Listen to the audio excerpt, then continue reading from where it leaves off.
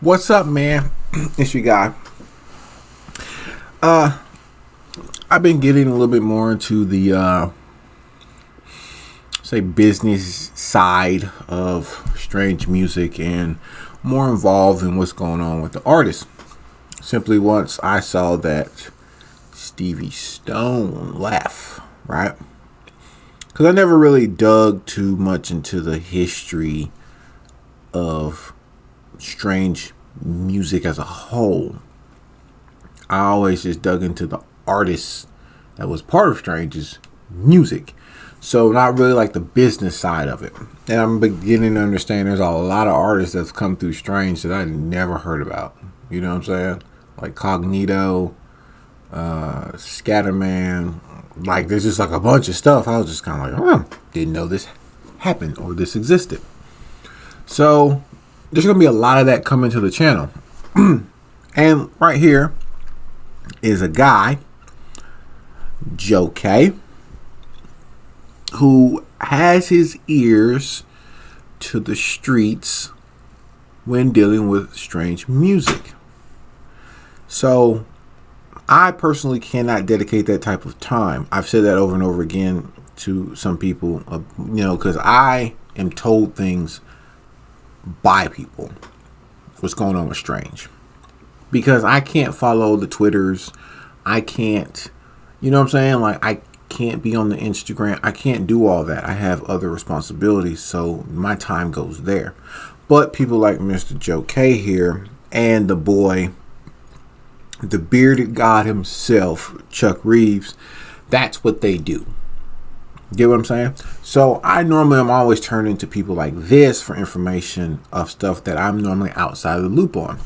So here is a video from Mr. Joe K himself, which even has the bearded god himself, Mr. Chuck Reeves, and they talk strange music. So I wanted to watch this. This is like over an hour. So I may cut some parts out, or I may say F it and put the whole thing up. But I'm interested. I should have pulled the recliner up for this one. I'm interested in what's going on with some things that happened, especially with what went on with Gadamus early on this year. So let's watch and take in some information, man. Enough of me talking. Let's see. I got a special episode today. We're going to be giving an update here on the whole Gadamus situation.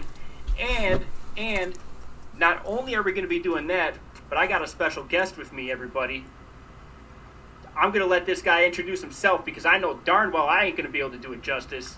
Go for it, man. Damn, Joe K, you know this has been a long time coming. It's like a meeting of the minds. Whoever the fuck we're talking about tonight, better watch out. If you don't know who I am, my name is Chuck motherfucking Reeves. You might know me as the Beast host. You might know me as your rapper's least favorite internet commentator. You might know me as the dude who made Violent J sell his office and move his entire record label into his house. Beast host, you know what I'm saying? Currently head creative of Scumbag Superstar, previous Grind Mode General, Thorn and Team Backpack Side, Thorn and Hobson Side. Yeah!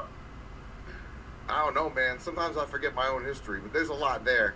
Dude, you're a staple in the underground, man. I'm glad that you can make it today. I want to dive right into this crap because I think the people have been asking, and there's been a lot of different side conversations going on. I want you to give your perspective on all of this, and tell everybody from kind of from the outside. It's kind of inside out, right? Like you're a huge follower of Strange. I know in the past, like you've talked a lot about the different things that they've had going on, different situations that have come up. Really, that entire scene, like you're pretty heavily involved in that, and so I think having your perspective here is going to be great. I remember seeing. Let's go ahead and just dive straight into these screenshots. Some of this is going to be repeat of the first episode here, but I want to. Like Chuck here has interviewed like ISO and Tech 9, so he's had full-on hands-on experience with those guys. That's why when it comes to turning to information, I kind of go to him. Like I'll message him. I can message him. I don't know Joe K like that. Maybe after this reaction, maybe I will. But me and Chuck have talked back and forth for a while. Chuck was still supposed to be doing that video together. What happened? No, I'm just playing. He ended up having an injury, so we never shot the joint video that we were going to do. But I go to Chuck because of that reason, because he's a lot more hands-on in that world. You get what I'm saying? Me, I'm just into the music side of it. You get what I'm saying? And I leave some of that mystery and stuff like that to my artists because I'm a little bit old school. But he's hands-on, hosted ciphers, all that type of stuff. Like, he has the videos to prove it. So that's why I go to Chuck. You know what I'm saying? To lay the foundation of what we're going to be talking about moving forward through this video. The very first thing that we have here, it is a first message that I sent to Godamus saying, hey, I'm reaching out. I heard about the situation you had with Sleep. I really just want to give you an opportunity. So that's who he had an issue with, Sleep Lyrical. I did a reaction to one of his videos before. He's dope. His feature, contact him ASAP with a solution so that this can be worked out between you guys, right? That's really where all of this started. All of this started with that. And Chuck, at this point, just based on this, forgetting what you know, tell me kind of where your mind would be at receiving a message like this. I call that due diligence in our line of work, that you clearly had some information about a deal gone sour and you were contacting him for comment or to inform him if there was somehow a scammetry that he wasn't involved in going on, or maybe a third party, perhaps a manager, was getting in between him and Sleep on this. It seems like you were giving him every opportunity to clear up any of that. And I see his answer here was just to kind of give you a bad attitude and laugh in your face. Dude, that's it. That's it, man. Like you literally summed it up. And I'm gonna get to the screenshot here because it gets really interesting as we're going through here and we're taking a look at all of these. I mean, these go forever, and we're gonna touch on every single one of these here. I'm gonna go back and we're gonna get things pulled up, but just like anybody in the media, it looks like you did the responsible thing, and you reached out to one of the direct subjects involved in a story you were preparing in order to get all information from all sides. I do that. I suggest to all people to try to do that at least 3 different ways on each story. So this is not an out-of-line conversation. This is not an out-of-line question, even if it was something that was completely fraudulent and made up on whoever told yours end. Right. And that's the approach I tried to take on this. I never go at people straight out the gate until I give them an opportunity to tell me their side, right? I'm not just going to go around blasting everybody. If I did that, people wouldn't trust the information coming out. And you know that, Chuck. Like, you've been down this road before. You ain't going to come in anybody half-cocked, right? Like, you're going to get your stuff together. You're going to be talking about it. And the screenshot that we're looking at now is basically, it's Godamus saying, he just sends back LOL, right? And I'm like, is that funny? Like, you're not going to give me an answer? Is that funny? I didn't say anything to him, right? I left it at that. I left it at that for days. When I dropped the video that following day, because I'm just like, okay, clearly you don't want to get this taken care of. You're not working anything out with Sleep. Like, I was talking to people in Sleep's camp and trying to figure out what was going on. He wasn't about to do anything for him. So I put the video up, and then he responds with like, hey, can you take your video down? Like, everything's being worked out. You ain't ruining my career. I got tons of people on my side, which is interesting to me because I love that argument, the Stan argument of people are not smart and people aren't going to believe you. Well, the truth should not be dependent on how many people believe it.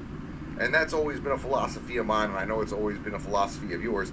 My favorite line on this entire page is my girl has connections with YouTube anyways. And then he hits you with the purple devil, as if to say, like, she was Jack from Twitter.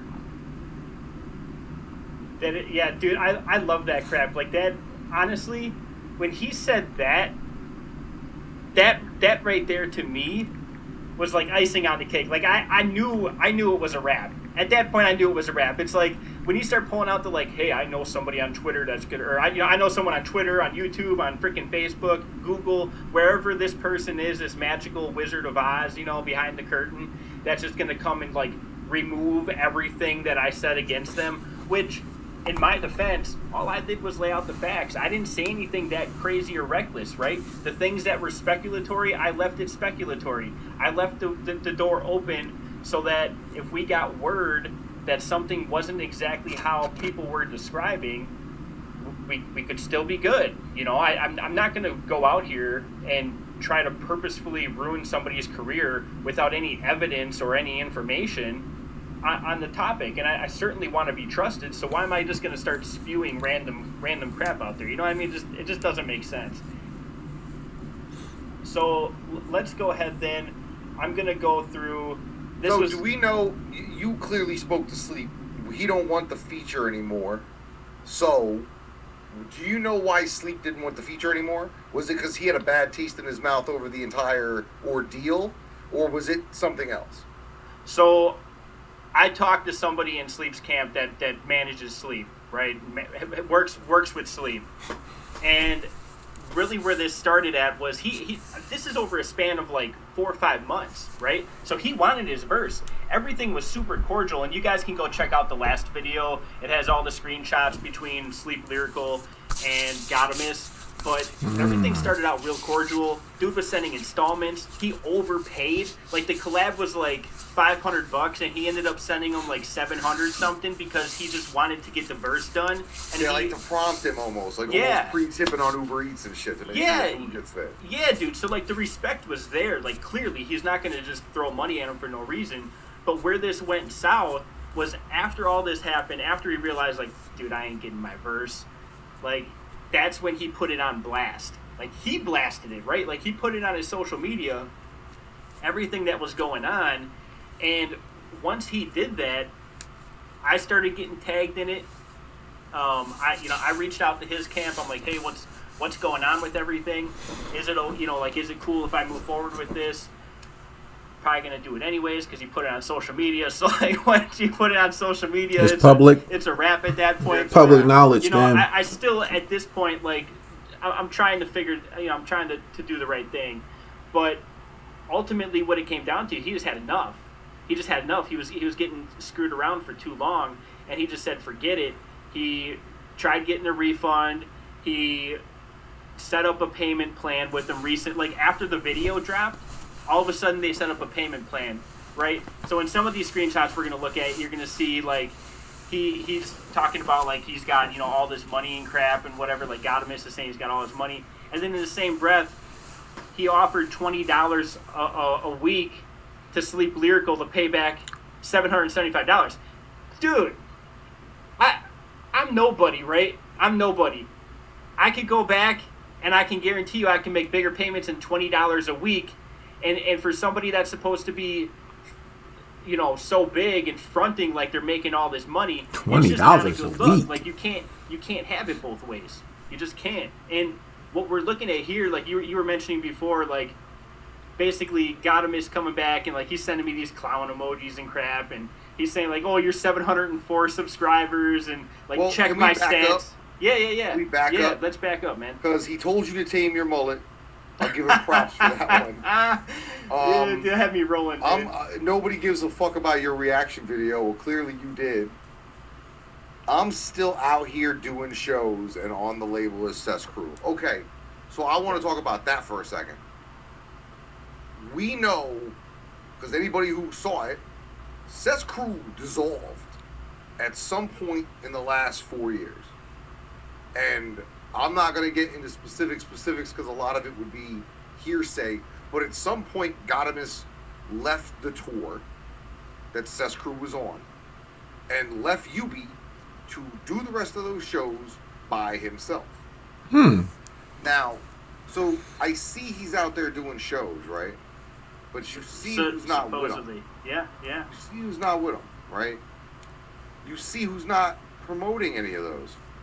Okay? Where are strange music artists doing shows right now, Joe? Are they doing them in bars in Kansas City? or are they doing them at the sound stage at Strange? You're not wrong, man. You're not wrong. Bingo. So, there's that. Now, as far as Cess Crew still being on the label, we'll get to that in a little while.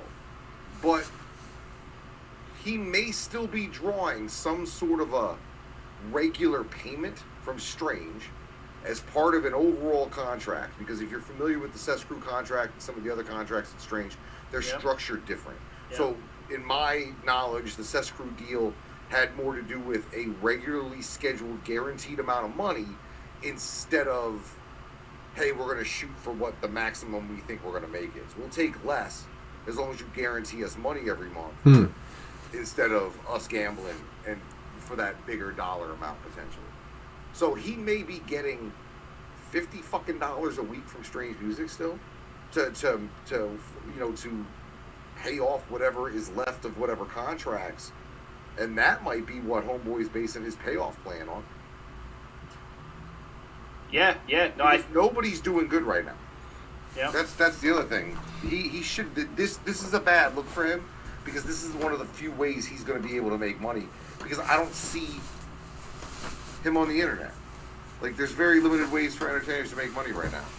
If you ain't selling pussy online, I hope you're selling some raps. You know what I'm saying? Yep. No, because you're right. And I think Strange makes most of the money from touring. To you, which that to me, which the touring is down. You did not accuse nobody of nothing. You didn't call him a broke ass. You didn't call him no names. And he all of a sudden, you won the argument because everything you said was correct. Yep. Dude, I literally said nothing. Like, he sent me all this stuff. Like, you could tell when someone's mad when they send you, like, the immediate 10 to 15 separate individual messages of just their anger. You know, like, just pissed off. Like, I'm going to give it to you all. And I'm like, dude, clearly, it affected you. Because when you have somebody, like, I think my channel in particular is very interesting because I don't have a huge amount of subscribers. I don't have videos with huge amount of views. But every time that I put out content that matters in the underground, You're underground takes it off. You're influential to influential people. That's exactly it, dude. That is exactly it. Your average fan does not know you. But every fucking MC to come through the door in the last 5 years does. Because you were involved in so many large-scale hip-hop and underground things. Whether you were directly involved, whether you had a very hot take on a subject. And it was things like Funk Volume and the Don't Funk Up Our Beats contest and Team Backpack. And all these things that we literally have seen shape our underground world over the last 5 years. So I'm not surprised by his attitude because I'm sure he asked and somebody, because typically that's what happens with me. Who's this motherfucker? Yep. And somebody said who you were, and that's what set him into his little fucking shitstorm of a tizzy there. Well, this was after the video went out too, so I know because people were sending me stuff. People were blowing him up with this video, dude. There's Reddits out there about this thing. There's all kinds of stuff in all the street team groups on Facebook and social media that they're sharing the video. People were sending it in, dude. People sent it in to TMZ. People sent it in to Vlad. Like, I know nothing's gonna happen. No, you know what? Right? You know what is the most? I learned this recently. You forget that these guys, some of them aren't as famous as we like to think they are. Mm-hmm. So you send something like the fact Ritz got arrested to TMZ. And you realize no one gives a fuck. They don't care, dude. And then, like, people say to you, if he got arrested, it'd be on TMZ, and you don't want to break some fucking poor underground rap fan's heart by telling him that fucking white Jesus isn't real. Yeah, dude. That's exactly it, man. And that's what happens. Like, that's what I try to warn people about because I feel like a lot of these, like, mid-tier underground rappers, and that's not a knock on anybody, right? There's levels of this stuff, and I feel like the people that are, we're talking the people that are below, like Tech 9, Hobson level, right? Like, I would still, Tech, I don't even want to get in that argument because I feel like people can argue that Tech Nine is pretty dang Well, mainstream towards at the this end, point, that's going to and- be part of this conversation. Yeah, you know, A little bit.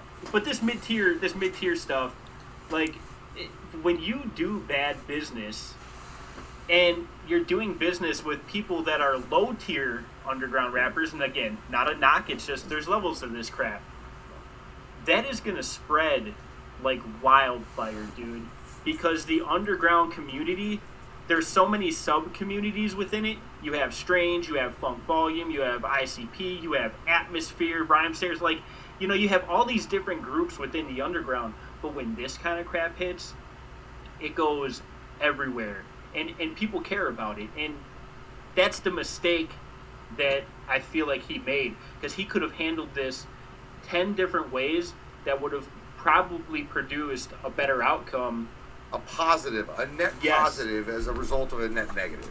Because there's always a way, if a person comes to you, for you to be able to correct yourself and correct situations without the person who brought you the opportunity to correct those situations feeling like you're now attacking them. Well, and one of the screenshots here I'm pulling up is this, it's from Mr. Cess Crew, right? And what's hilarious about this is when I dropped the video, I'm sitting there going through my emails, like seeing, you know, who's responding so I can respond to is them that on this the YouTube. Jazz G person? Because I don't know who this is. No, that's a different one. We're gonna get to that because I was getting some, like, you better not run into Godimus crap. But the one I'm looking at here, it's just a screenshot of the YouTube comment from Mr. Cess Crew, and it says, "I assure you, I do not conduct business in this," and it says ... And the reason it's grayed out is because he deleted the comment after he sent it in. He like tried to go back and delete it, but I still had the email in there, which is what was freaking hilarious to me because I'm sitting here like, dude, I see it now. All right. like it's right here, you know, it's right here. And yeah, you had him pasting at 5 a.m. That shit happens. Yeah. But yeah, he could have just said fucking like, look, man, this is the situation. I'm fixing it. He could have put out an IG video of himself explaining, you know, look, he could have turned this into a net positive where he's like, look, if there's an issue, a discrepancy, order a verse from me right now. You'll get 24-hour Right. turnaround. And then he has the money to pay back whoever he has to pay back. And then he's kind of proven that maybe you're just an asshole. Yep. The story, whether true or not, has now been trumped by a better story. That he took discount verses over a weekend and knocked out 8 of them or some crazy shit. Yep. And the, you know, the next part I want to get your input on here because I feel like it's kind of a touchy subject, right? I think especially in 2021, you know, with how things have gone over the last year, I think people's mental health has definitely been impacted over the last year. This And I think shit wasn't right before. And, like, to be honest, none of our shit was right before, but why do you think he would take off from a tour if his mental health was fucking straight? Why do you think he just kept sending fucking...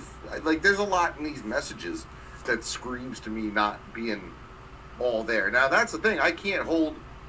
That's not an excuse to do bad business. That's certainly not. And earlier he blamed, like, writer's block or something. And it's like, you gonna tell me you ain't wrote shit in 5 months, fam? Like, you ain't wrote a fucking thing? You ain't had a fucking shit fart on a napkin? You ain't done nothing? what do you... I don't believe you. Where do you think Strange's responsibility should be in this? One, do you think they're responsible in these kind of situations? One, for the scamming or the lack of delivery on verses. And then two, where is their responsibility for... the artists that they've signed to make sure that their mental is in the right spot? This is what I'm going to say. They don't have responsibility. If I don't... Now, to be honest with you, maybe I should have paid better attention during your first video. Does he represent Strange on any of his social medias? Like...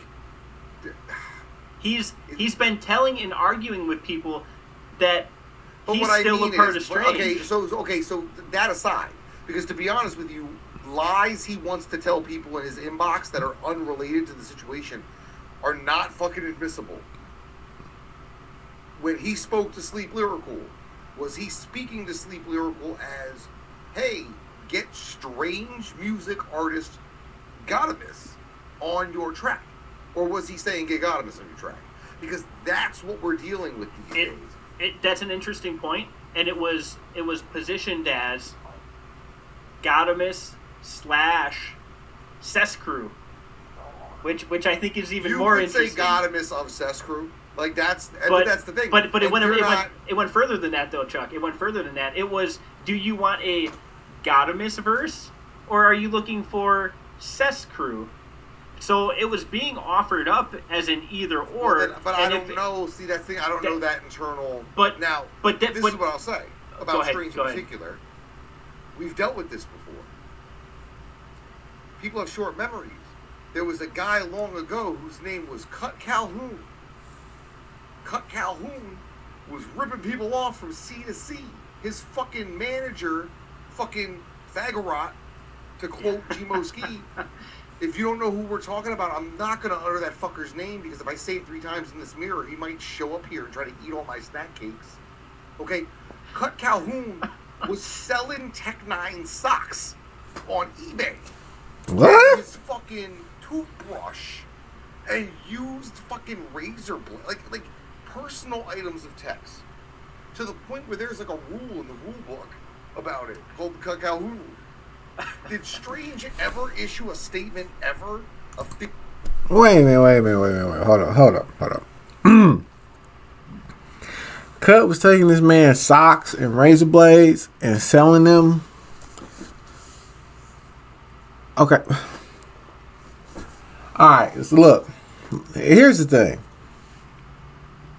Nothing against Cut, because that's a grinder's mentality. But who the fuck is buying that shit is my question.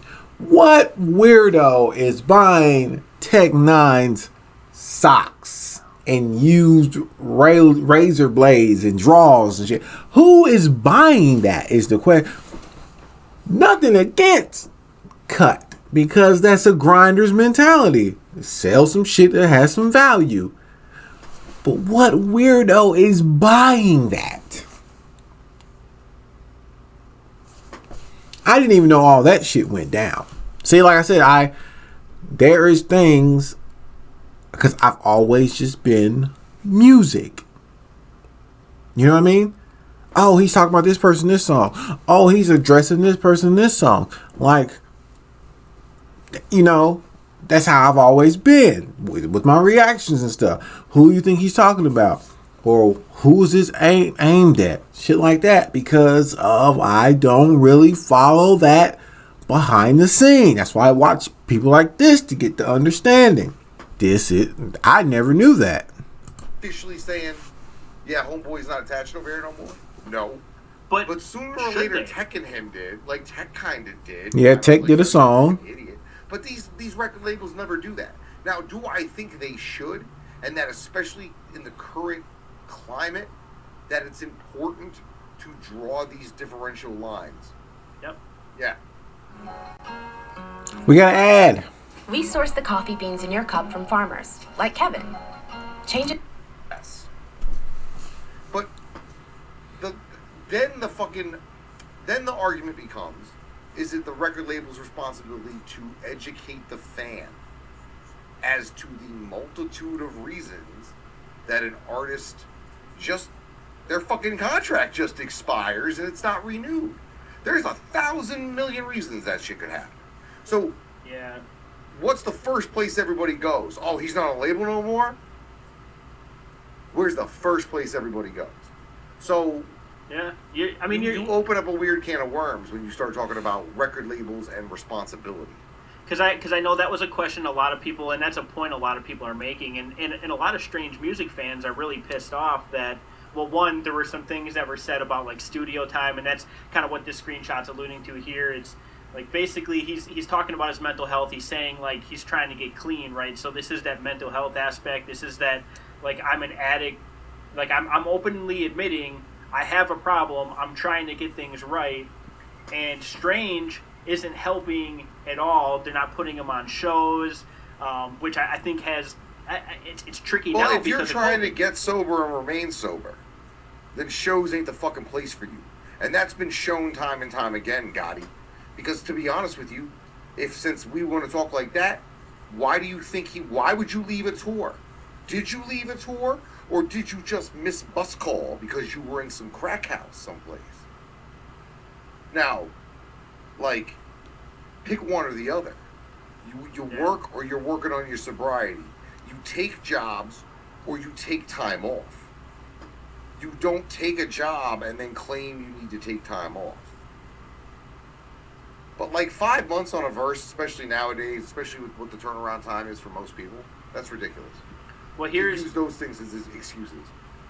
Yeah, I think it's interesting, and I'm kind of torn between the two. You know, I think that with a label coming out and just blatantly putting it out there that, hey, one of our artists has been scamming people, like, it's kind of a bad PR move, you know, to some degree, right? What I think would be a better PR move for the underground, and I want to touch on this too, because we have Travis and we have Tech, and we know that they're making bank, right? And they've worked very hard to get to that point, like, no doubt. Like, they've been at this for years. They've dedicated their lives to this. They've invested and took the risk on, and I think that speaks volumes of somebody when they're taking all the risk on.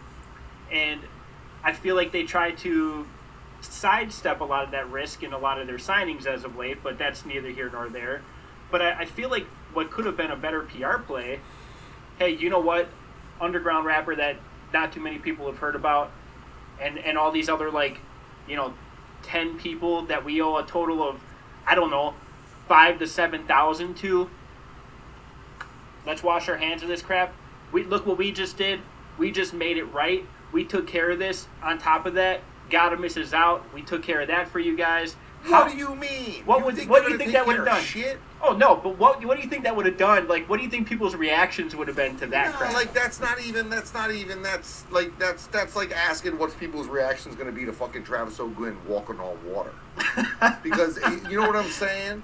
Like, it's just that's ridiculous. Because first of all, the way these contracts are structured, and your typical underground deal these days, which no one should be entering into under any fucking circumstances, they're structured in a very free-form way, especially over in Strange now, where it's almost a la carte, where you have a menu of stuff that the label can do for you or provide for you, and you pick shit off a list, and then your percentage changes and shit like that based on what they're providing for you or providing for yourself. So if Godamus as a solo artist never checked the feature booking, agent thing, then he's his own feature booking agent, and that's just the fucking way it is, right? Yep. I thought it was interesting too that they're charging him $125. Supposedly, this is what he said, that they charge him $125. I assume an hour to go record at the studio. Here's my question: did Sleep Lyrical ever speak to anyone in the Strange office? No.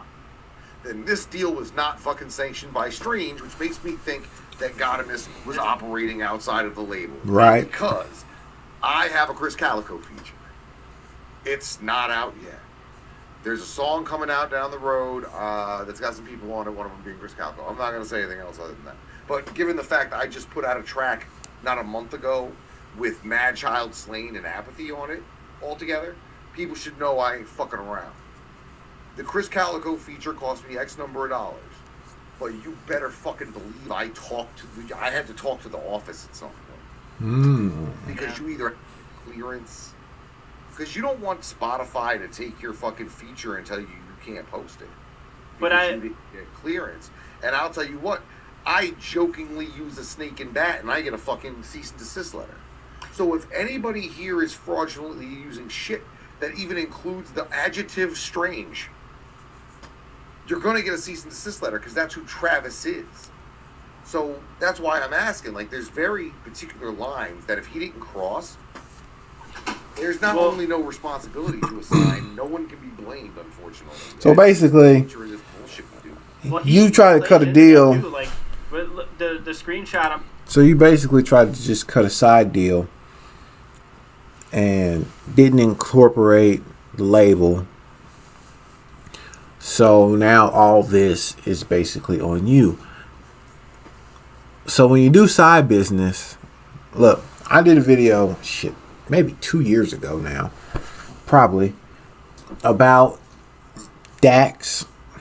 And it was like Dax and Joyner Lucas exposed. I can't remember. It's in there somewhere. I've got like 2,000 videos done. And the topic of discussion with Dax was what happened with him and Screwface John, which was they did a collab song. Dax didn't push the song on his socials. That's what Screw asked him to do. It didn't come to fruition that way. And it spewed. It started a whole bunch of diss tracks and blah, blah, blah, blah, blah. Right? I am a stickler for contracts. I am a stickler for contracts. I'll say that again. I am a stickler for contracts. The average person who still believes in this loyalty, I'll do it based off of loyalty, I'll do it because I know you, I'll do it because of blah blah blah. The average person who thinks that way doesn't understand the way business is done. Always have a contract. If you are going to be exchanging resources for someone's work, have a contract. I don't care if you're paying somebody in Cheetos. You need to have out how many Cheetos they get for this, this, and this. That's what you do. This, bro, you're supposed to send me a feature. Bro, you're supposed to send me this. Bro, you're supposed to send me that. That shit's gone now. That needs to be gone. I don't know why you smaller artists don't get that. Don't you know how easy it is for you to type one up, print it off, get it notarized, and just leave a space for signatures and send that shit? I'll give you an example. Someone sent me a video about Jimi or Hendrix or Grizzly Hendrix or something like that. I don't fully, I may be messing his name up. But he would wear face paint or mask and rap or whatever. And supposedly he was supposed to be doing some work with Royce da 5'9". And this was just through some fucking messages that, yeah, I'll rap with you, blah, blah, blah, blah, blah. He does a whole video about how the shit never came about or whatever. But in my mind, while everybody's trying to diss on Royce for not doing the song because he said he would do the song, that's how small-minded people think. In my mind, I'm like, if there was no contract for Royce to do that song with you, fuck what you talking about. There's 1,000 reasons why that man may not have done a song with you, and it's not just because he was just like, oh no. It could have been somebody on Royce's team saw your content that you've been putting out for some years and was like, Royce, don't do no song with this dude.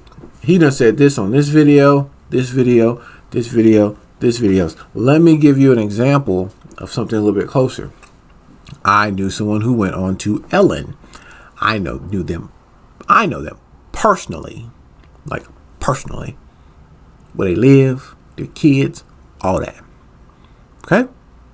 Talk to them. After it all happened. The amount of shit that these bigger conglomerates do when they think about doing something with you, they check all your shit. And if something's out of place, they won't do some shit with you. Okay? When you're up to the Royce's level, a message saying, I'll do a verse with you type shit is no guarantee of you getting that fucking verse. So I'm using these examples because when we're thinking about God and missing sleep here.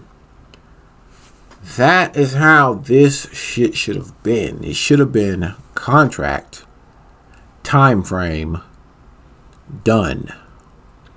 If not, sued.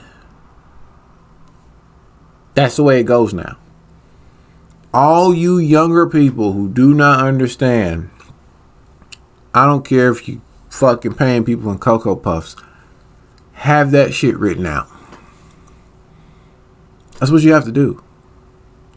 That's what you have to do now. You want to know why I don't take no fucking money for no reactions? Because now I am obligated to do your shit. And let's say you send me a song about a shit you took at 4 a.m. in the morning. And you be like, hey man, will you do this?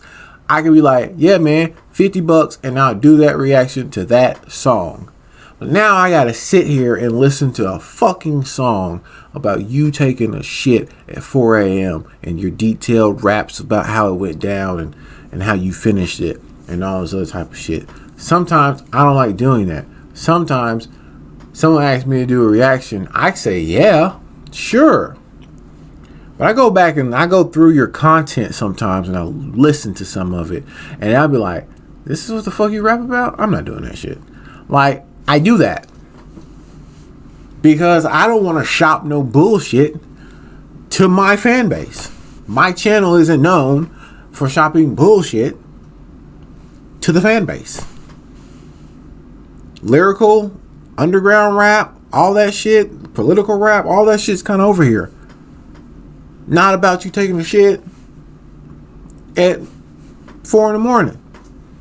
Yeah, sometimes I get trolled and they're doing some fucking bizarre and it be ass like most of his songs are, or something like that, or some weird shit coming from out of, you know, fucking Brother Lynch hung. Yeah, I get trolled into doing some shit like that, but I'm just saying that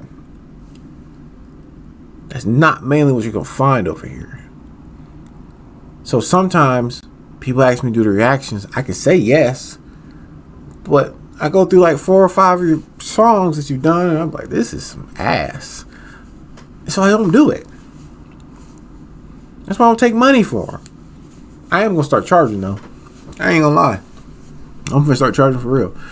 Maybe that'll keep people from asking me to do them. And I don't talk to him. He charges. I might just start doing it as a deterrent to stop people from fucking asking me to do reactions to their music. Be like, hey, $25. Send a Cash App. And I'll do it. Same day. Like, I just start doing that, and then I don't know if I'm going to pay that much. You know what I mean? Like, that way I can just shoo people away. That way I can do the content I want to do, like this right here. Like, I mean, I'm interested in this. This is not something I'm doing, like, just for you guys. This is something I'm interested in. I'm going to show here, this, in the bottom here, it's basically Gotham is saying, you're not, you know, this is him, like, kind of after everything blew up. He's saying, you're not getting anything back, you know, talking slick. We should have done this privately, which is funny because I tried to do it privately with him and he didn't want to do that, so I can only imagine what he's doing for these artists that pay him $700 for a feature. But he also says at the very end, he says, number one rule, use a contract. We all know that. Wanted to become the next Facebook. The next revolution is the We Revolution. Adam Newman sounded like a... Like, that's wild, dude. Unfortunately, that's wild. He's not wrong. Now, you know how I am, man. I'm pro-creator, bro. I'm pro-creator. But throughout the course of my... Pro-creator? Okay. I'm pro-creator. Like, if you create shit, then I'm on your side. Like, I'm not on Travis's side. Like, to some degree, I'm not even on Tech's side. Like, I'm not on the sides of these dudes who I don't see as being creative at all. But, like, that shit there, like, I have no sympathy if you are the unfortunate few that sleep with the parakeets and fucking don't know how to work a contract. Because I was just saying that. Especially with digital, especially with Spotify, they will. How do you expect to get your money back? Like anybody, clearances are clearances. Like you need to understand. Like, My fault. Snack time. These are amazing. Yes, there is some validity to the verbal contract and your Facebook fucking log. They're good. But that's also fucking defensible as well. Like they can make shit up. If you get actual documents and shit, pretty much you can get blank ones online. Mm-hmm. Like and modify them. They don't have to be confusing. Mm-hmm. You agree on the price. Mm-hmm. You make sure you write in there and no other payments or royalties. Mm-hmm. Right? You're not gonna get shit if there's a video appearance.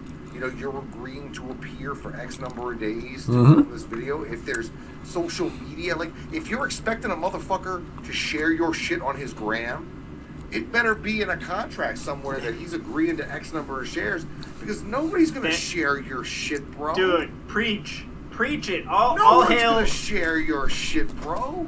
Kevin Hart made his Twitter another business, so when he does a movie, he gets 60 million or whatever it is.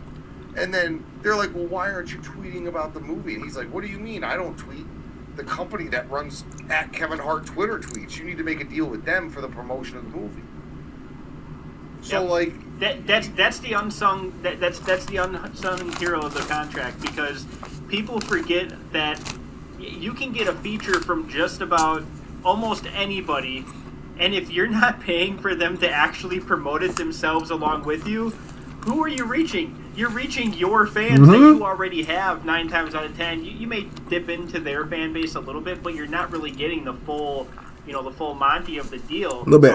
So I think that's a great tip for all of you underground rappers out there. Like when you're doing these, all you young dudes, features, pay, even if it's get a a contract. Extra, like I think about it this way, dude. He paid $500 originally for this verse, right? And I'm sure people, this guy was fiending for any amount of dollars he could get, so I'm sure there were deals struck left and right, but they range from $500 to $1,500 supposedly, and this guy Sleep Lyrical pays $500. It gives him extra for studio time, extra just because he wanted to get it done, paid a little bit of extra and say, hey, we want this promoted. And the key to this one on Strange, and where is it promoted? Right now, you can negotiate anything. The fact that one of the most, one of the companies that grew the most during 2020 was Cameo shows you the depths by which we've gone. Like, seriously, somebody paid $50 to have Chris Hansen tell me to have a seat. Dude, I see all these rappers with this Cameo stuff. And the thing is, with things like Cameo and this new economy of the cosign, I guess you could call it, your average fan's intelligence hasn't caught up yet. Oh, dude, I don't know about that. See these things. In some cases, they'll see these things, and they'll buy it. Hook, line, and sinker. So he could have negotiated anything. Now, as far as negotiating Strange, he's not authorized. Right. Well, and So that's the kicker. You'd never get your stuff on a playlist. Like, and he wouldn't even be the department to talk to on that. Well, and he's the interesting part in this, though. He's at some point part of Seth's crew. I don't know where that lands right at this very moment, but he had a solo deal with Strange, and so depending on how all of that was structured, if he signed a 1-year, Strange Music deal, or like I think for them they do a lot of like albums, like, hey, you're gonna give me 1 album or 2 albums or whatever, whatever that deal was worked out between them. It's like a cycle. Yeah. They call it like, an album cycle. Yeah, go through the tour, like, everything that's involved in that, whatever that deal was. I haven't seen it. I don't know exactly what it was, but I think that's... He did sign solo, though. Going back to your a la carte comment, if he was doing all of this kind of a la carte, which parts did he control and which parts did Strange control? Because it sounds to me, at least from the excuses he's giving, which I can't believe a mother effing word of anything he's saying at this point, but from the excuses I'm hearing, it seems like he's not getting a whole lot out of Strange, other than getting the Strange cosign and the fan base that comes with that. Now, this is where it kind of, you look around, and I can tell you that everybody's running shit this way. And if you look at people like Ouija Mac, that's exactly the deal Ouija Mac has. He's literally paying a licensing fee to utilize, number one, the Hatchet Man logo, and number two, an existing Psychopathic Records mailing list. That's the big one here. If you have an email list, why do you think Token's famous? Token got on because of his mailing list. He had like over 1 million emails in his mailing list when he, popped big. If you have a large mailing list, you can sell access to that to people who are trying to draw from a similar base that you've already grown. So people signing Welcome to the Underground deals under Magic Ninja right now. Those are a la carte deals, similar to the Strange deals, that can be limited to as little as merchandise only. For example, and that's what Ritz is doing. Ritz, anybody who got Ritz merch recently, you know that shit came from Livonia, Michigan. The only thing that I know that's in Livonia, Michigan is the Magic Ninja Dojo. So why would Ritz's merch be coming from the Magic Ninja Dojo? Oh, I know why, because he's got a merch deal over there. But he's got Clientele, or CNC, whatever the fuck it's called, his own label. So trust me, everybody's doing business this way, and depending on what you're trying to accomplish, everything's for fucking sale. Yeah. Including logos, including entire fan base loyalties, which I don't think should be for sale. That's crazy. Working for some people, for others, we're watching their fucking empires crumble. Yeah, it's crazy from the outside looking in, and I think that's really the perspective I've tried to keep on things. Is I'm not too close to a lot of the internals. I try not to dig my nose into things that, quite frankly, unless a situation arises, I'm just kind of sit back as a fan and give my perspective as just somebody with common sense, which I feel like is lacking in a lot of people these days. So it's like you see these things happening, right? And when you fan base issue to just about any other industry, it's particularly crazy to me that they can do things the way they do things, and with very minimal risk these days, because in the age of social media, people are blowing up by themselves. They don't, I think you alluded to this earlier, they don't necessarily need all of these deals a lot of the times. And why am I going to give you a master? Right. Why? If I have a fan base, why the fuck would I give you my next master? How about we just work something out where you make my merch and you take 17.5% off the top and cut me a check once every 3 months, and all I do is green check or red X designs. I don't do nothing else. Look at like what Funk Volume was getting involved in, right? Like that, when you have the Hobsons of the world agreeing to those kind of things, that should tell you that there's a little bit more potential value there in those kind of deals when they're structured like that than expecting a label to, do it like the old days. Here's your, $500,000 advance. Go pay for your beats. Go pay for your studio time. It's all coming out of this advance. And then the rapper goes and buys a $500,000 car and then runs out of money and is wondering why he's broke. It's a new age, but that same kind of mentality, though, people have, and that's the problem. People are getting into these deals. They're doing this a la carte thing, thinking that it's going to turn out much better than it. I don't think it's the same mentality, though. I think, this is me personally, by my dealings with artists, a lot of artists don't want to deal with the, how can I put this? The fuck of it, okay? Try not to cuss too much because, YouTube don't like that.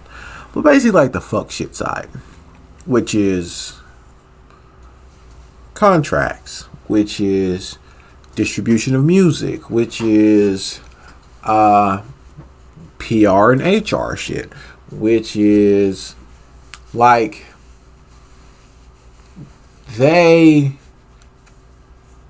go to labels for the expertise in areas that they don't have, unless they're smart. And I'm going to say this, hopefully somebody who does music is listening. You need to find an expert in all those areas and build your own team around them. That way you don't need a label. Because we have these situations where small artists did some dumb stuff, some dumb actions back in the day.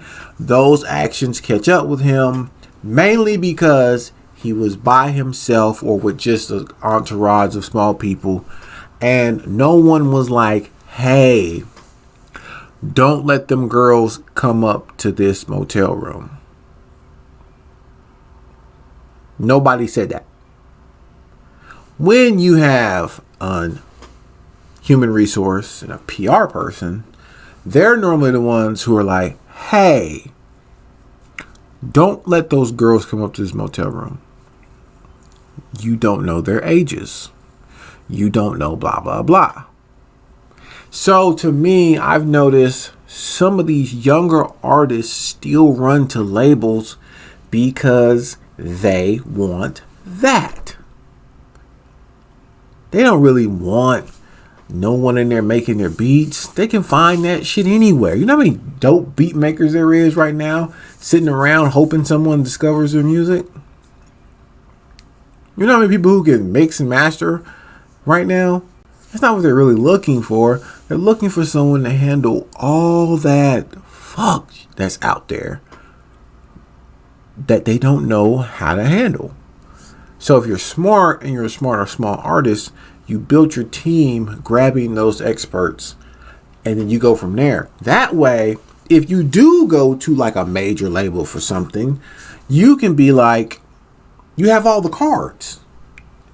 Lawyer, PR, HR, this, that, advertisement expert. You have this team already built to where, guess what?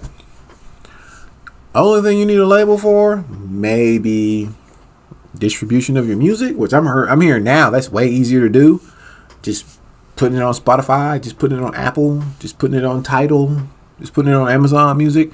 I'm hearing that's so much easier to do now. You won't even need them for that. That used to be one of the main things they used them for, was distribution of their music. We're going to ship it to this store, this state, this store. You know what I'm saying? They couldn't get it there. But now it's becoming so much easier. You don't really need them for that. But if you do go to them, you need to have your own team set up so you can say, you don't have much to offer me, but you want me because my video is getting 1 million to 2 million views per video steadily. And you want to dip into that fan base for some reason. So what are you going to offer me? You always want to go in there with as many cards in your hand as possible. Really is, but the things they're choosing within their contract are sometimes, I feel like, the wrong things. Yeah, the arbitrary things, or like I see people swinging for certain things, and it's like, okay, with your lane, so to speak, will world star audiences even react well to your lane? Like, I understand the desire for views, but I've learned over the years not all money is good money. So if you are doing a certain underground lane, you know that shit's not going to be received well over there. You might get 1 million views. I'm seeing people co-sign shit like Warak. And it's like, why? Because they get views? Like some money's not good money, man. And at this day and age, it's like with the internet, your bad moves can get you on in a non-positive way. Very quick, like way quicker than you getting on in a positive way. So you might see that shortcut of, yo, man, let me do something outrageous for the internet or something stupid, and it's going to be that quick route to fandom. But that shit collapses. Dies. Made of paper. Fast. Where do you think with this Gadamus situation, what do you, if you had to guess, right, totally just pie in the sky, making it up, like, where does this go from here with everything that we've seen? You know, the last thing real quick, looking at this screenshot again where it says, you know, other people were kicked off the label 2, you know, using 2 as TOO, as in he's also getting kicked off. We don't know if that means Seth's crew or just Gadamus's solo deal, you know, expired or whatever that means. But where do you think this goes from here, man? Like, I'm very interested in other people, in hearing your perspective on this, because I know Mayday's I still feel like over there. everyone's all over the place, and nobody really knows what's going to happen or how. What's his Strange name? is gonna handle this, but Jeremiah Robinson. I don't think they handle it. J- I mean, it took Team Backpack how long to deal with the Taskmaster situation? Like, it took them how long to deal with Calhoun the first time? Motherfuckers are still asking if ABK's on Psychopathic. Like, you know what I mean? Like your average fan is like the Turtle Club. No offense. Like, and I get that. Unfortunately, I made my hobby my main source of fucking monetary employment, so I get to look at things and see them from the non-fan perspective mostly. But people have short memories. So, I mean, you were the one who posted the mental health, oh, woe is me, Hobson response video. How many times have, like, this ain't new from you, Marcus. Like, why are you acting like this music's gonna somehow sound new? You've always been this dude. Like, and then I want to know why you moved to Thailand. I really want to know why you moved to Thailand. You can get a lobster for $3 in Thailand. So I think, and I felt like that video, like, and again, like, fan perspective, right? I've been there for the cyclical Hobson, I'm happy, I'm sad, I'm pissed off, you know, kind of cycle. The I'm pumping out music, no one's gonna stop me. The I'm going into a freaking cave and no one's gonna find me for 3 years.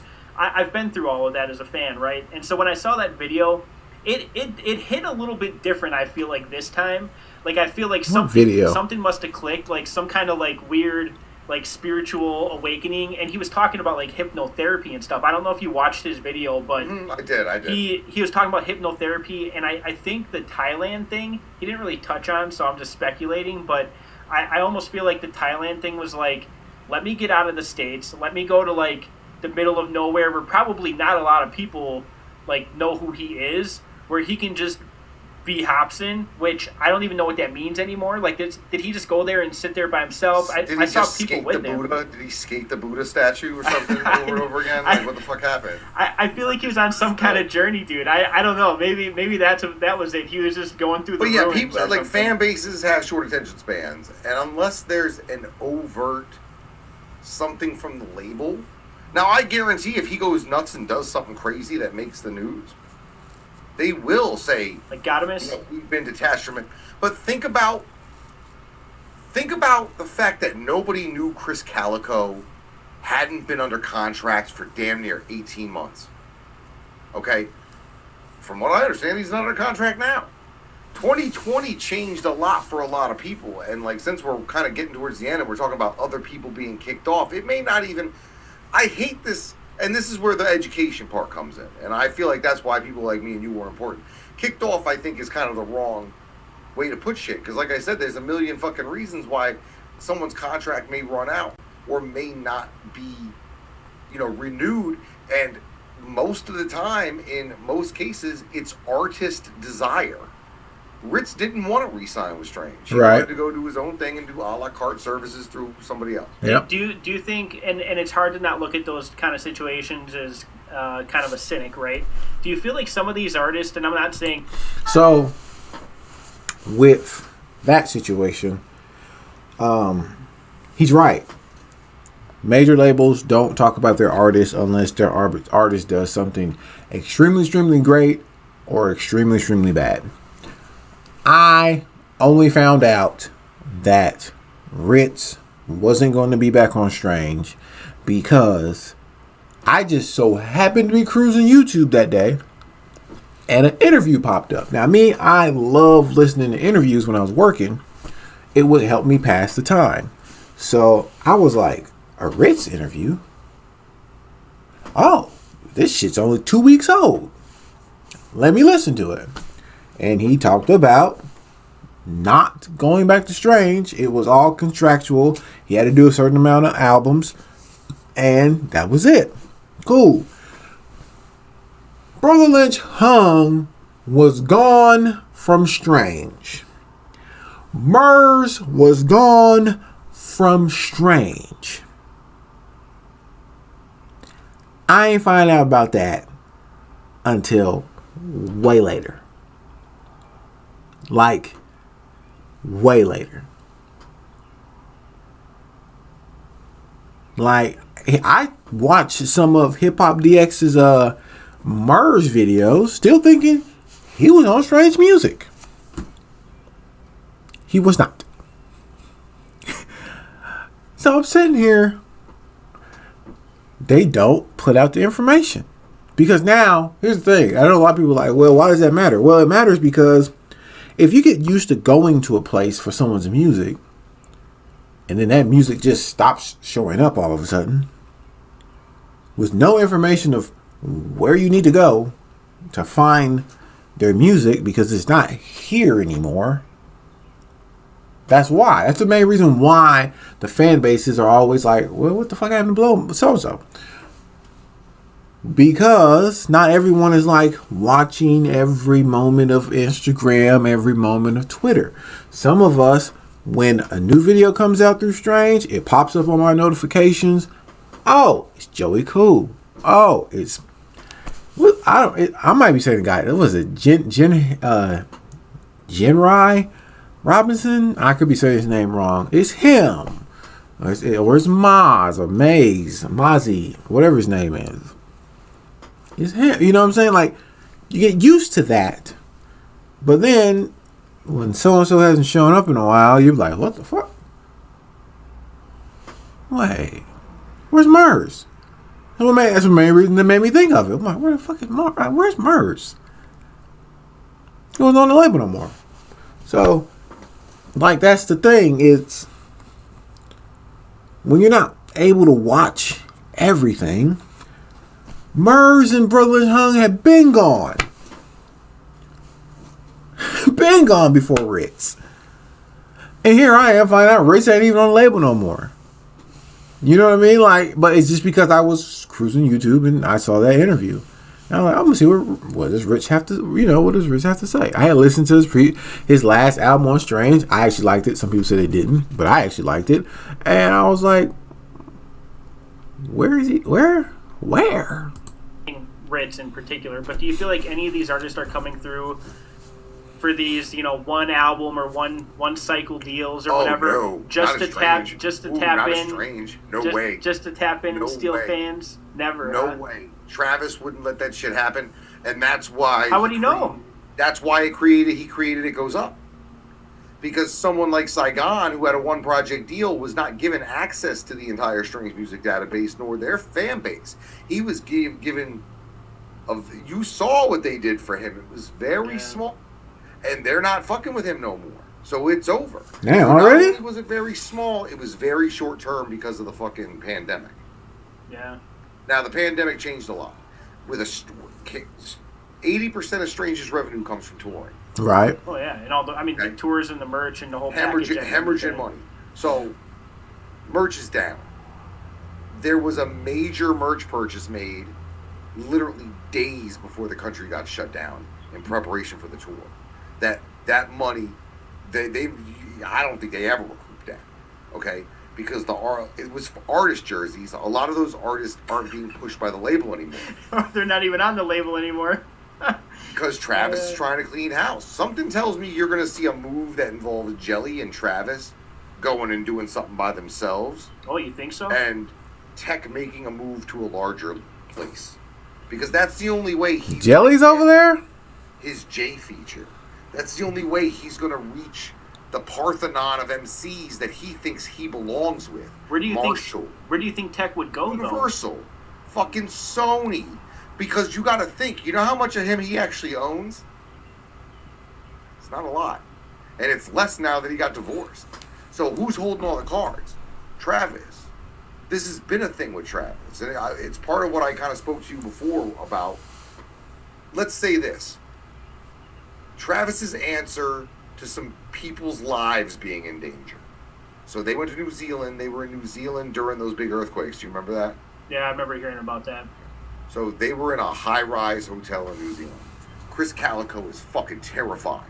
He will not go up to the fucking room because it's up, and they're fucking having 6.5 earthquakes and shit. The touring team, Tech, Chris, they all want to go home. You know what Travis's answer was? Y'all are insured. savage. He booked Tech Nine for Istanbul in the middle of a Turkish civil war. Fucking idiot. That's crazy, dude. There was a fucking State Department travel advisory against Istanbul, but Tech did a show there, so no one cares over there. Like the guy in charge. But Tech had to nothing. But Tech had to have agreed. The dude in charge of the snake in the bag gives a fuck about one thing: making sure he can flex Ferraris on Instagram. That's the one fucking thing he gives a fuck about. Oh, that, and that you buy Mackenzie's record, even though it's fucking terrible, and she sounds like Brooke Hogan. Like I'm to the point now with that dude. Like it's annoying to see his Instagram because it's like, bro, there's people out here who can't fucking eat in our underground, but you're gonna flex Ferraris. It's Ferrari 4 days a week on his fucking Instagram. I know that dude. I know for a fact, and he can fucking fact check me if he dares.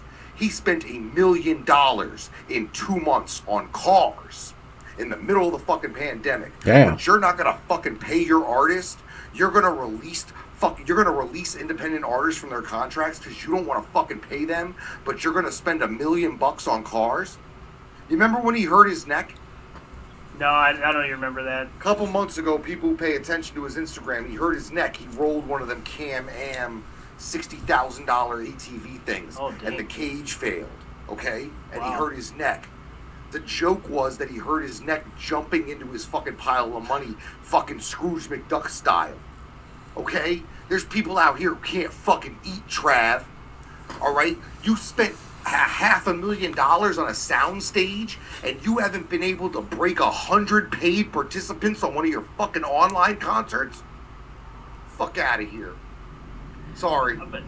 No, dude, I think that goes all together with this whole thing, though, and that's what I was alluding to before. Like when it comes to the PR aspect of all of this crap happening, right? That is what the fans are feeling now, and normally for these kind of things, like in most record companies, everybody looks at a record company, like when you mention like Universal or any of these bigger companies, like everybody knows that the people at the top of those companies are just raking in money, right? I feel like though sometimes with these underground labels, the fans are so close to everything that's going on and they follow each individual. They're following the owners. Dude, I couldn't even tell you right now like the owners of Sony, and I'm certainly not following them. But that's my point. Like people don't. When people are following, like, you know, like underground artists, they're knee deep, and they're going all the way to the top with their following. They're not just following Tech Nine. They're following Tech Nine. They're following Travis. They're following the merch company. Like they're literally following every aspect of this. Because it becomes the team dynamic is something that I say Death Row started. Yeah. You know what I mean? Bad Boy did it. You realize that there is a cumulative effect to the tree team dynamic. Yeah, having a team. A lot of these companies aren't saying that these people aren't on their labels anymore because they do not wish them harm. But when it's a consumer-facing move. Now, any of these companies realize when you say somebody left, you're harming them. So if they don't want to cause an artist harm leaving the door, they're not going to say nothing. And that's where they get caught.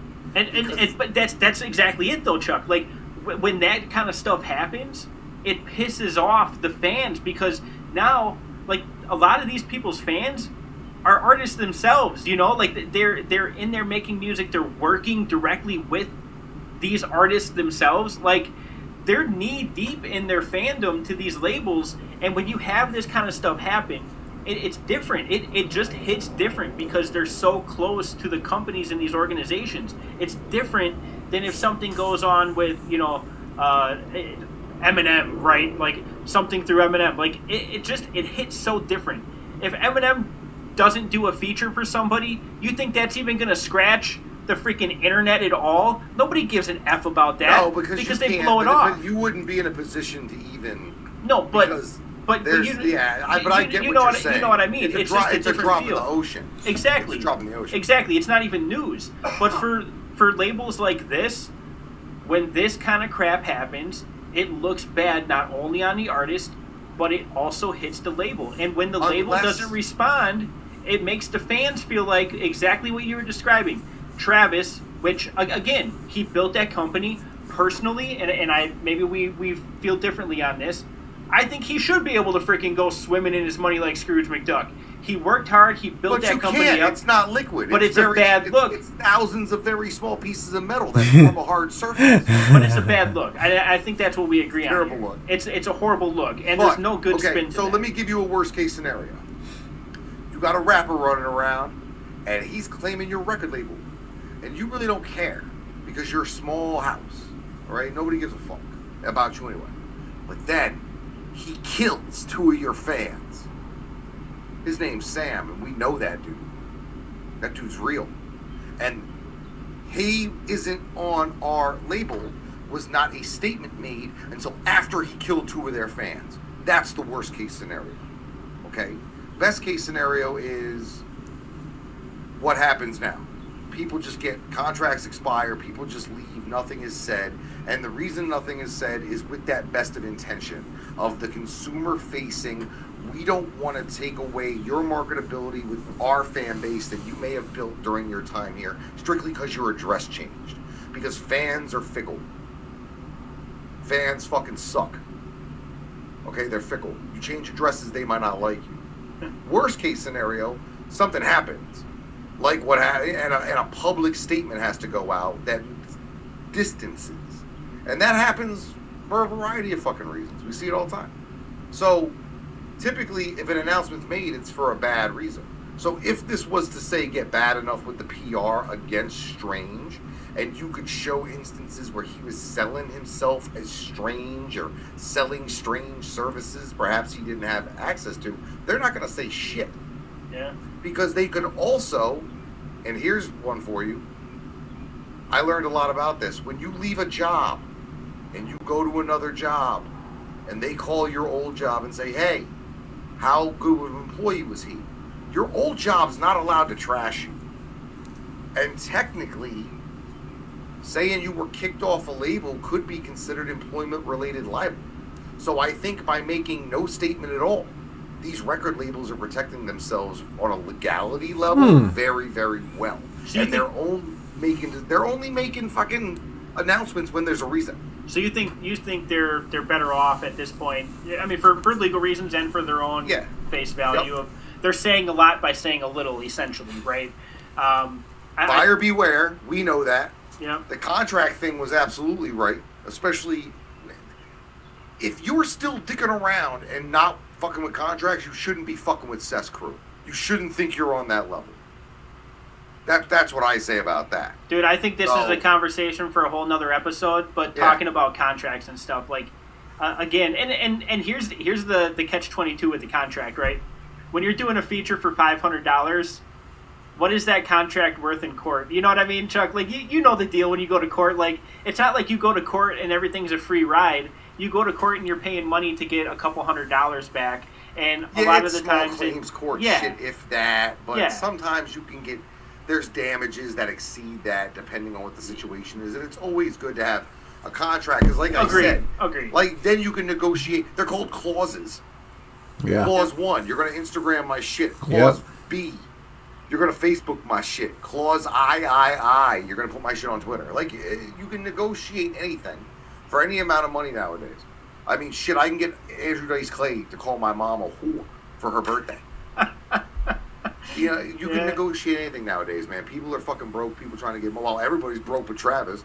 So everybody out there trying to get some money. As far as the status of the roster, like you were talking about, from what I understand, everybody's been released except for Tech, Mayday, which their deal is super modified, and you can tell that because they have a separate merchandise shop like Zool does. Wait a minute. Hold on.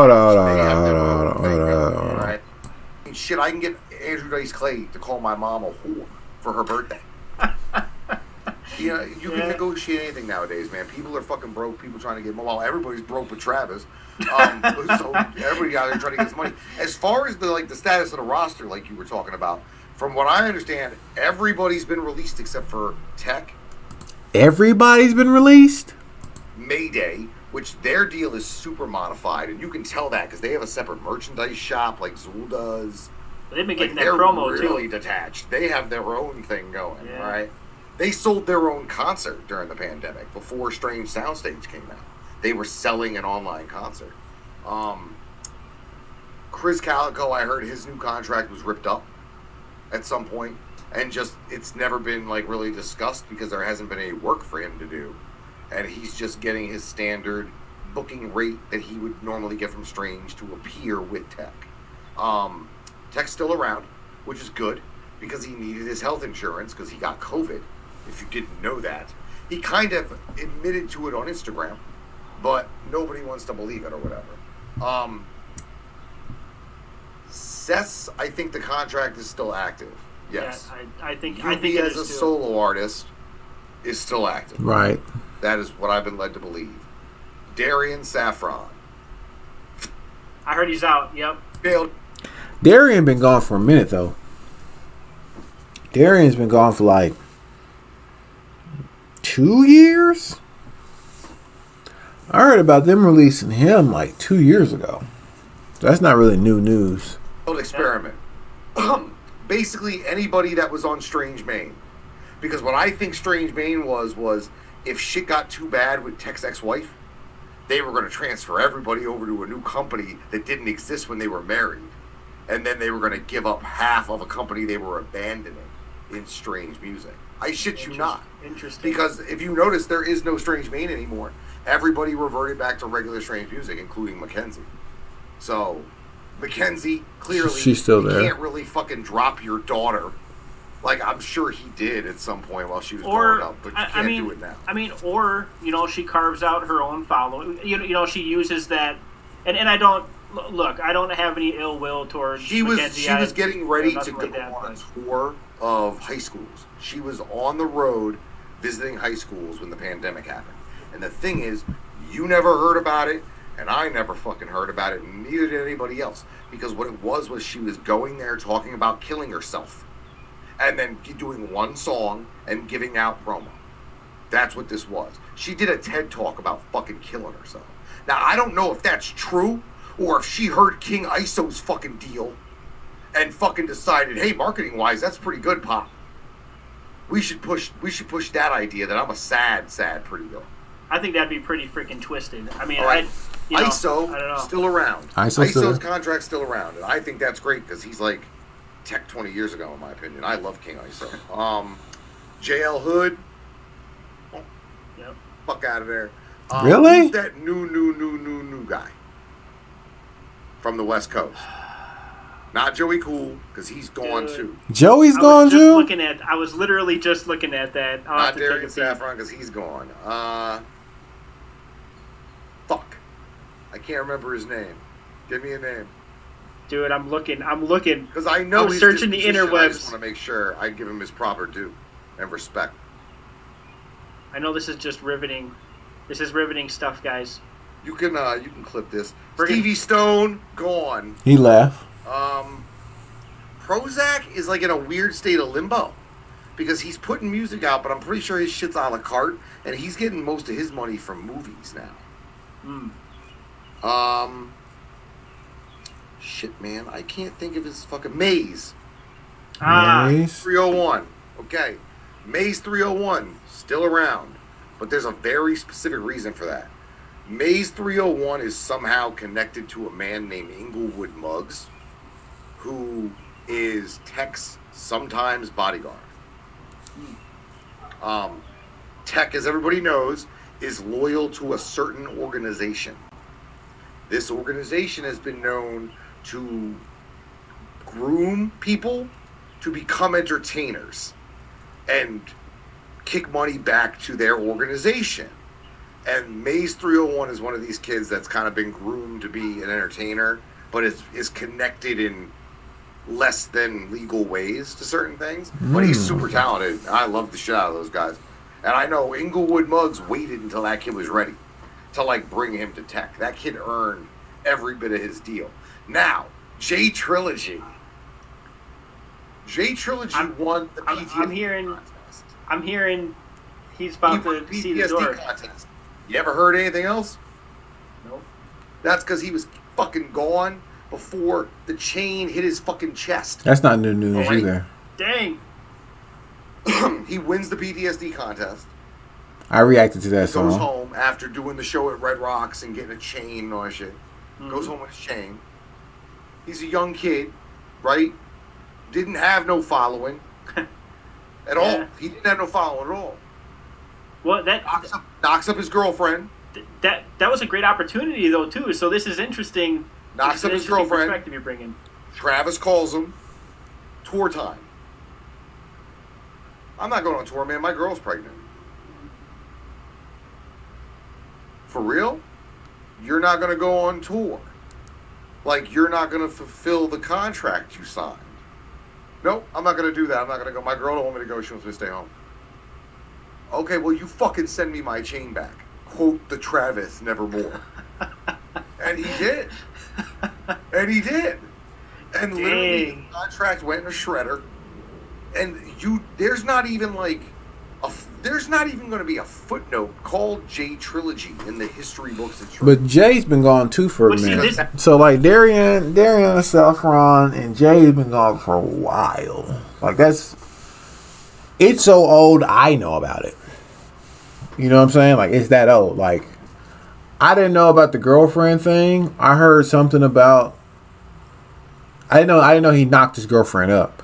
I had heard that his girlfriend didn't want him to go. And so he was just like, no, I'm sitting with my girlfriend. Which when I heard that, I was like, that's fucking idiot. But I didn't know there was a child involved. So which kind of changed my perspective a little bit. But all I heard was, yeah, his girlfriend didn't want him to go, so he didn't go. I was thinking like, you're a dummy. But it was just, but like I said, J Trilogy's not new. Darian Saffron's not new. Those are not new things. That's been like 2 years ago.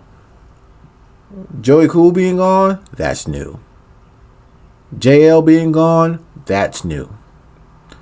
You know what I'm saying? Chris not having an actual contract, that's new information. I thought he was going to stay. Personally,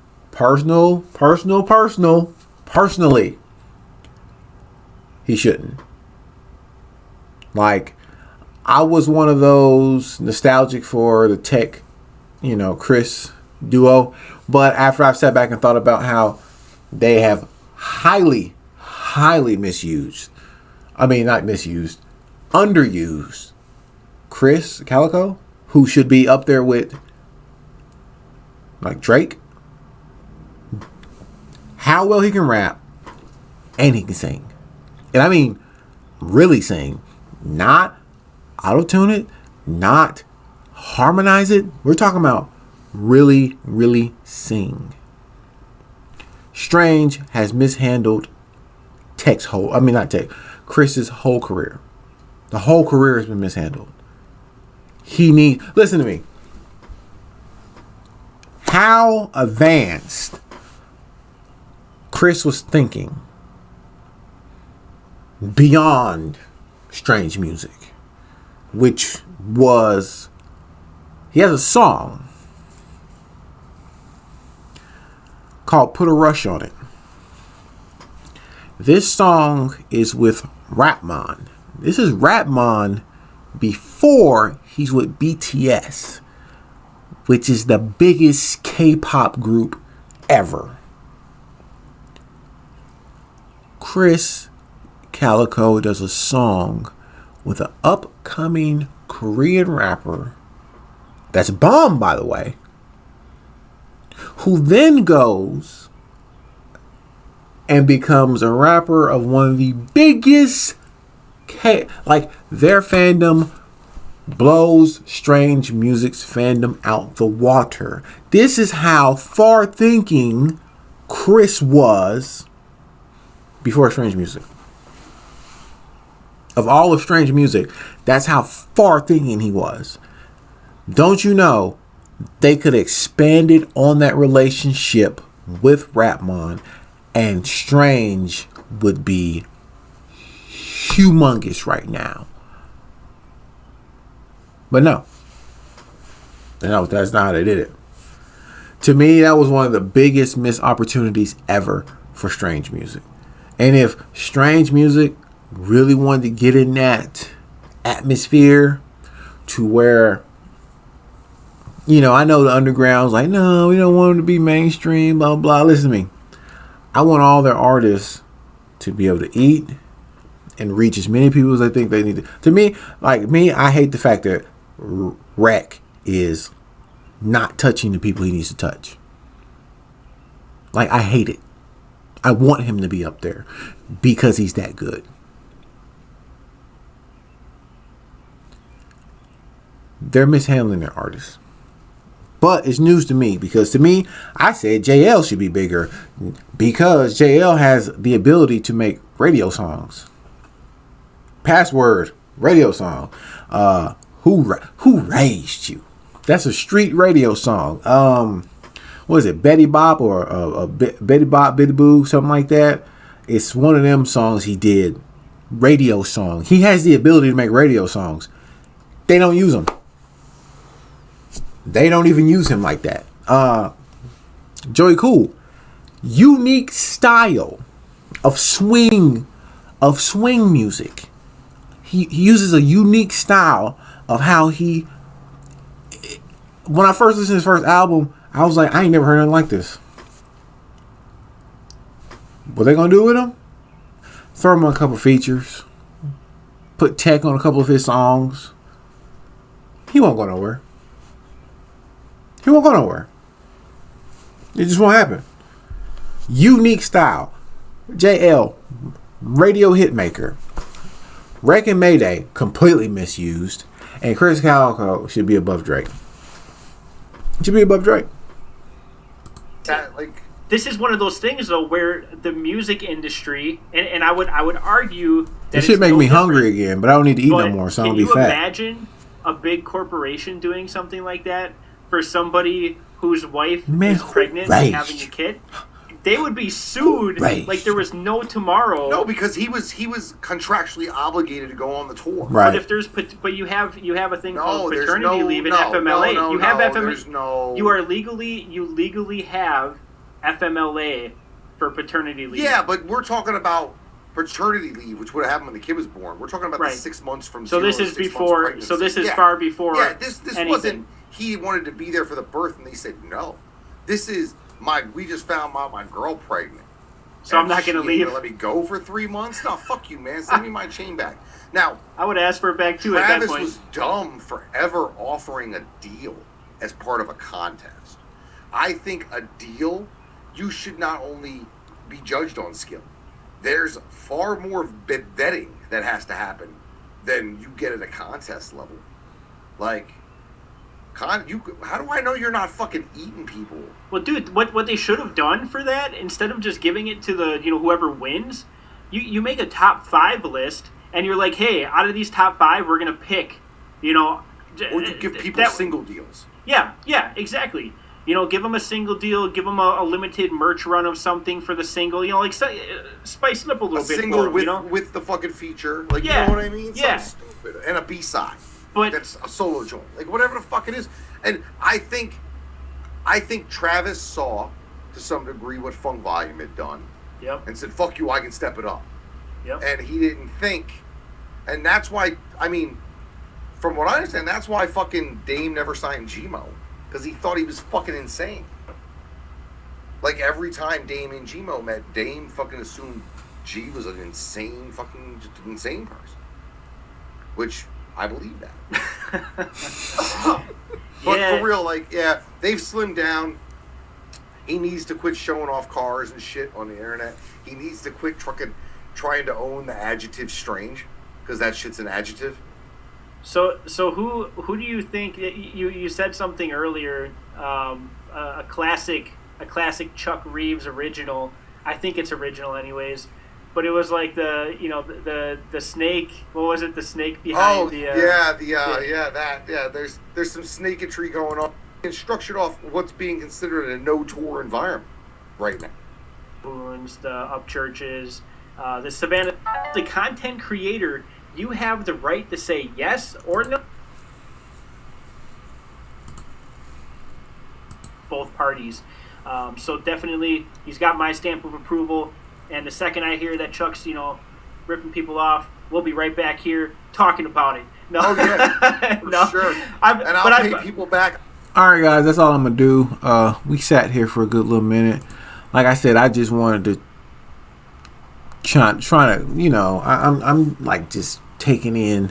I'll be checking out more or Joe K's stuff. I always check in with Chuck Reeves. You know, the whole Strange Music West ordeal and stuff like that. Like, you know, he'll know what I'm talking about if he sees this video. So I check in on their stuff and of that nature. But it's like, it's kind of a shocker to me that many people are off of Strange. I had no idea Jelly Roll was a part of that whole ordeal. I've had a lot of requests for his stuff. But in all honesty, and I mean, I've had personal requests. Like, people I know in real life were like, bro, listen to this, or bro, react to this. And me, my thing is, I ask a couple of questions, and this is nothing against Jelly Roll. He probably makes amazing stuff, like him and Crucifix and stuff like that. Like, they probably make like a lot of amazing music. I actually asked a couple questions about the music. You know, who is it really geared towards to? You know what I mean? Like, I'd be like, you know, because not to say anything bad about it, but I'm normally being asked by the same demographic of people, and I'll be like, bro, who is he speaking to with his music mainly? Is it country people? Is it country white people? Is it just country black and white people? Is it country? Who is he talking to? And most of the time, I get the demographic that tells me he's talking to these people. And I was like, so why would you want me to react to it? Is the question. You know, like why? Why? Nothing against the music, but I'm just saying, why? Why? And I normally don't ever get an answer to it. So that's the main reason why I didn't really do it, because I connect with more of these strange music artists, and for me to throw in a new artist or another artist and then try to keep up with their stuff, you know, like me, normally somebody really, really, really, really, really close has to ask me to do Upchurch. Like someone who I know actually supports like the channel, like, you know, like actually supports your boy. They actually hit the like button, not just on the Upchurch video, but on other videos. Like, they actually support me. Normally, they're the ones, like, those are the people of why you see some of the same artists over here. Because, yeah, I could do an artist and then their fan base might come through and only like that artist's video. They're not going to be here for all the other artists that I'll do. So they're only when I get certain requests from those people who really been with me for a while and really support. And I know when I look at that like button on a video that I do and it has like 10 likes, it's normally like the 10 same people. Normally when they come to me for a personal request, I do their request because they really mess with your boy. But most of the time when it's just like fan bases who just see an artist and want me to do it, I'm like, I'm not finna add him over here because it's not going to do anything for this channel. Like, it won't do much. So that's why I never really did Jelly Roll. But I had no idea Jelly Roll was part of that. I thought Jelly Roll was like his own thing. I didn't know Jelly Roll was like with Travis or even associated to Strange. Like, I didn't know that. That's new information to me. I didn't know that. I don't know, man. Well, I do know. I am very, very not happy with how strange music artists have been handled, and how they've been shopped. And I feel, me personally, tech can do only so much. A lot of people want to put all this shit on tech's shoulders, and I don't do that. And the reason why I don't do that is because tech has been giving love to the underground for years.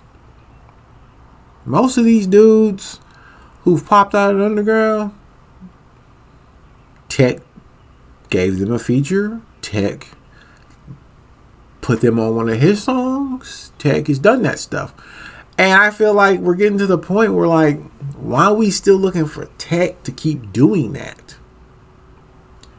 That's why I like the new NF stuff, because NF was almost about to box himself in, and with these last releases of songs he did the smart thing. He got out of the box. If NF would have done another track list of songs with just him, and maybe like some features from like some singing people, but no other known artist that's in different realms of rap, man, he would have boxed himself in. And once you get boxed in, it's hard for you to get out of that box. So when people were sending me songs like NF and Tech 9 and the NF Hobson that I tried to react to, but they shut that down, I was like, what? NF is smart. You gotta do these different things. So I'm highly upset at how Strange Music has handled their artists. But I'm learning, because I'm going back in the history of Strange Music, that's not something new. Strange has been mishandling artists for many, many years. So anyway, guys, I just want to sit back, check this out. Joe K, keep doing a bang up job. Chuck Reed, you know I support you. I love you, bro. I love everything that you do. You know what I'm saying? People, you a little rough around the edges for some people, but I love it. I love the realness of it all. You know what I'm saying? Keep doing what you're doing, bro. I hope success for both of you. I hope y'all blow up past me, because I'm stuck. I am stuck at where I'm at, and this is not going anywhere because I've been shadow banned, and I know I have because somebody let me know it that's in that realm who actually, not to flex on nobody, but your boy worked for connections within YouTube, Google, stuff like that, because I wanted to know the inside. Your boy shadow banned, and my shadow ban won't live for 3 years. So just putting it out there. That's why some people come to me, bro, I didn't even know you've been dropping videos. I didn't even know. I don't even get no notifications. And I got my bell on. And I'm like, because I'm shadow banned, bro. So the algorithm says hide all G's. Put it down at the bottom, very close to the floor, and then let it go. I've been shadow banned. So, but with the shadow banning, I don't have to put a whole lot of time towards all G's, which is cool. I can do other stuff. My gaming channel is one thing that I really want to blow up. So I've been over there working, playing, enjoying the live streams over there, stuff like that. But I'm still not going to abandon you guys. I love y'all, man. So, JK, I almost called you Joku. Joe K, Chuck Reeves, great video. Thank you for the information. I'll react to your stuff. I actually plan on reacting to the interview that Joe K got with Darian Saffron, because I'm interested to see his side of it. You know what I mean? So I may do that. Just let me know in the comment section if you want me to. You may be like, nah, man, stop doing my stuff. And then I'll be like, all right, cool. I won't do no more of your stuff. All right? Boys Nixon, sleepy. Been door dashing all night.